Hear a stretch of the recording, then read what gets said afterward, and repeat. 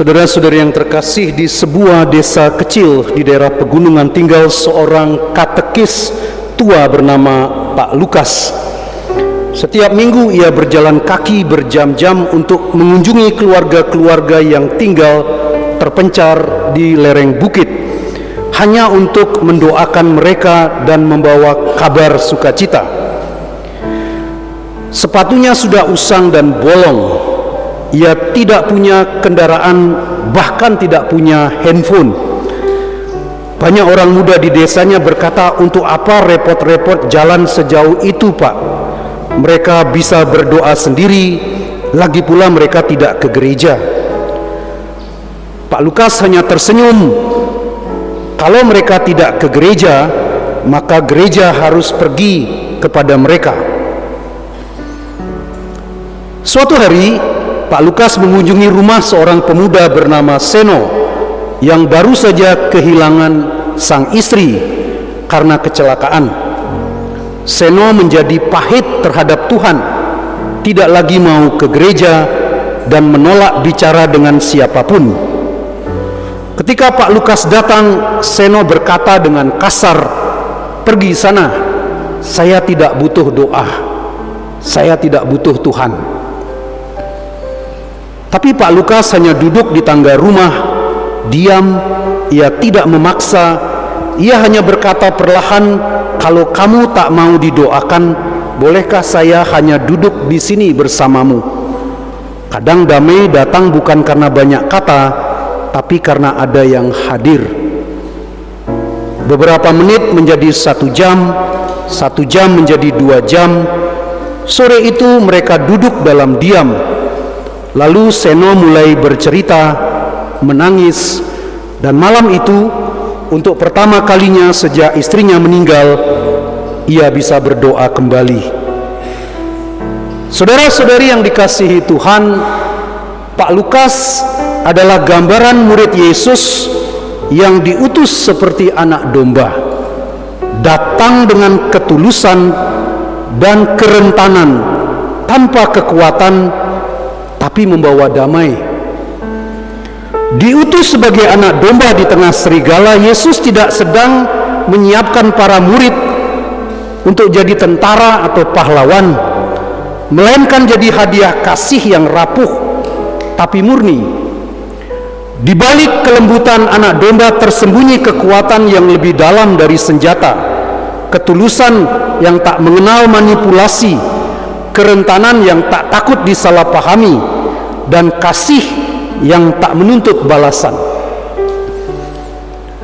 Anak domba tidak berkhotbah, ia tidak bersuara lantang, ia hadir, ia menatap, ia berjalan pelan, dan justru dalam kehadiran yang tenang itu, lukamu disentuh, hatimu diredakan, dan kerajaan Allah terasa dekat.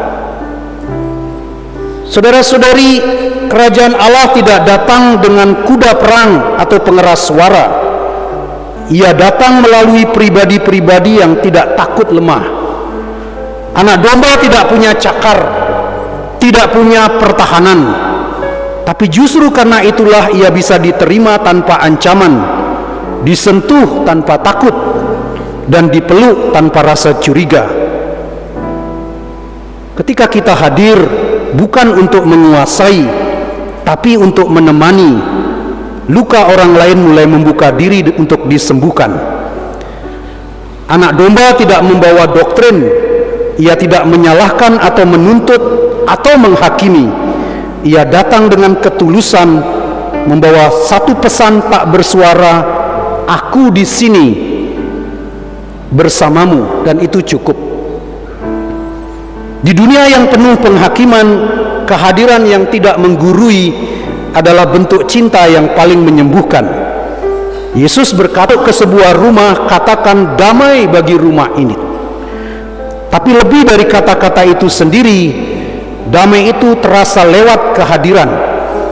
Kerajaan Allah hadir bukan hanya dalam warta, tapi dalam wajah yang tinggal bersama dalam luka. Bukan suara yang menyembuhkan, tapi cinta yang menetap di samping luka tanpa terburu-buru untuk mengatasinya. Anak domba bukan simbol kelemahan, tetapi kekuatan kasih yang rela kehilangan demi menghidupkan.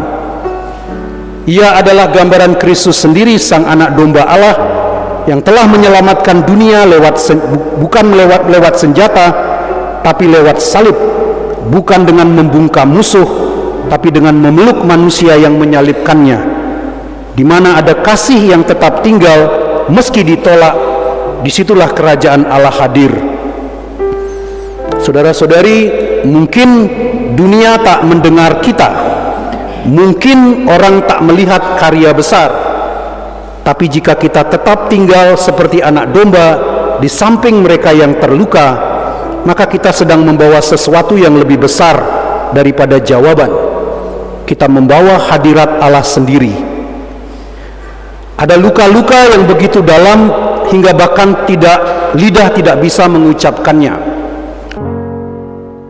Kadang ada luka yang tidak bisa kita ucapkan. Ada duka yang begitu pekat hingga kita tak tahu harus menangis kepada siapa.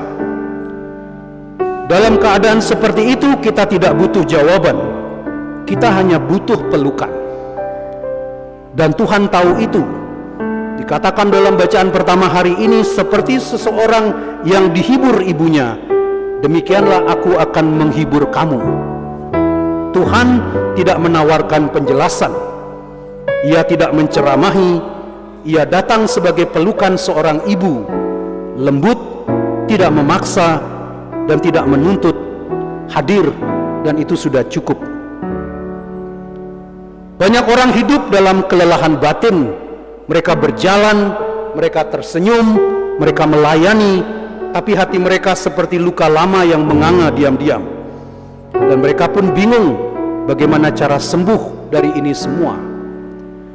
Tapi justru ketika tak tahu bagaimana berdoa, ketika tak sanggup menjelaskan isi hati, ketika hanya bisa duduk dalam diam, disitulah Tuhan datang bukan sebagai guru, tapi sebagai ibu.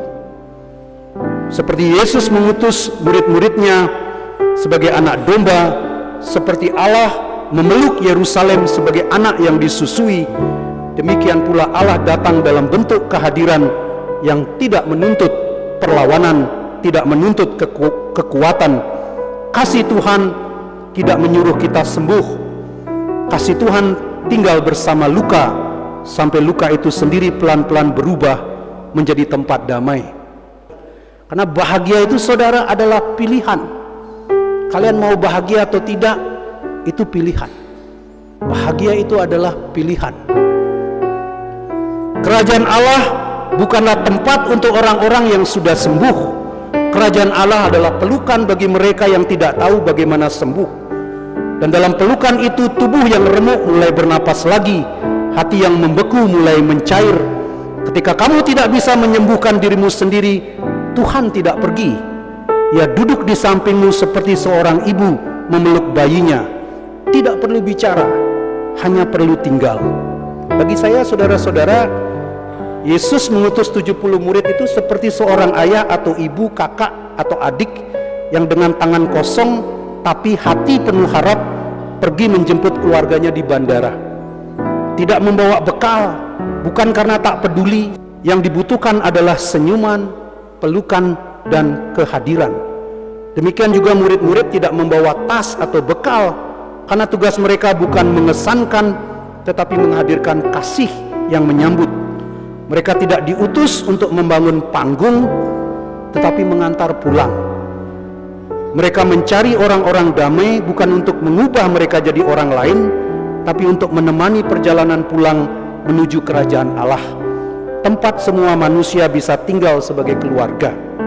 Itulah tugas seorang imam untuk saya.